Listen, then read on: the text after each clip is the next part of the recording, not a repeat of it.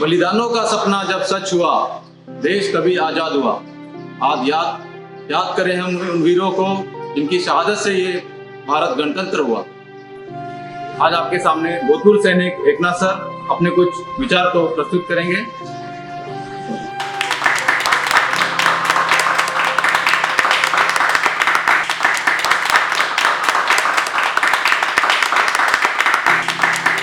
धन्यवाद अजय सर। आप सभी को मेरा जय हिंद और आप सभी को गणतंत्र दिन की शुभकामनाएं। हमारा देश 1947 में आजाद हुआ और 26 जनवरी 1950 में हमारे देश में गणतंत्र लागू किया गया। इस गणतंत्र के आधार पर हमारे देश में आजादी तो मिल गई, लेकिन हमारी इस आजादी को मिलने के लिए या पाने के लिए हमारे बहुत सारे क्रांतिकारकों ने अपना बलिदान दिया, अपना त्याग अर्पण किया, इसीलिए हमें ये आजादी प्राप्त हुई। हमारे देश में जो अभियान चला जा रहा है वह अभियान है स्वच्छता अभियान। इस स्वच्छता अभियान के तहत हमें हमारे देश में स्वच्छता रखनी चाहिए। सुंदर भारत स्वच्छ भारत का जो नारा हम लोग लगाते हैं, उस नारे के प्रति हमें चलना चाहिए। एक हमारे अच्छे नागरिक होने के नाते हमारा उत्तरदायित्व बनता है कि हमारे देश में हम लोग प्रदूषण ना फैलाएं, हमारे देश में हम स्वच्छता बनाए रखें। हम जवान निस्वार्थ भाव से देश की सेवा करते हैं, तो आप लोगों को भी निस्वार्थ भाव से लोगों की सेवा करने की आवश्यकता है। जैसे कि प्यासे को पानी, भूखे को रोटी और जिनको कपड़ों की ज़रूरत है उन्हें कपड़े देना, ये हमारा परम कर्तव्य बनता है। ज़रूरतमंद लोगों की हमें सहायता करने की आवश्यकता है। हम तो करते हैं, लेकिन आप सभी भारतवासियों को, आप जैसे जवानों को ये कार्य करना ज़रूरी है।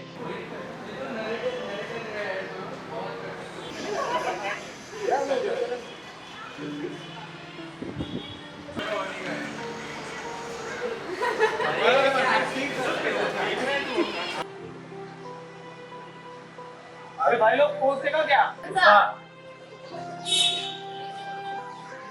राजस्थान में 20 जवान शहीद हो गए। अच्छा, ऐसा क्या? तो चलो गाइस, अपने अपने स्टोरी पे #RIP डाल देते हैं।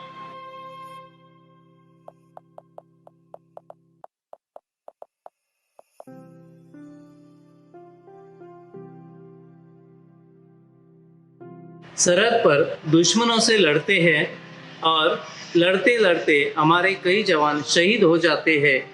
आपके लिए वो केवल संख्या होती है, लेकिन हमारे लिए वो हमारा भाई, हमारा दोस्त, हमारा लड़का हो सकता है। आप लोग अपना केवल कर्तव्य करते हैं कि मोबाइल पर एक संदेशा भेज देते हैं, रेस्ट इन पीस, यानी कि श्रद्धांजलि। ये केवल आपका कर्तव्य नहीं है, बल्कि आपको उस नौजवान के प्रति, हमारे सैनिक के प्रति आपको दुख व्यक्त करना चाहिए। सेवा परमो धर्म, service to man is service to God. मनुष्य सेवा ही ईश्वर की सेवा है। हमें आज ये निश्चित रूप से प्रण लेंगे कि देश सेवा और देशभक्ति के लिए हम मर मिटने के लिए तैयार रहेंगे। भारत माता की जय! भारत माता की जय! भारत माता की जय!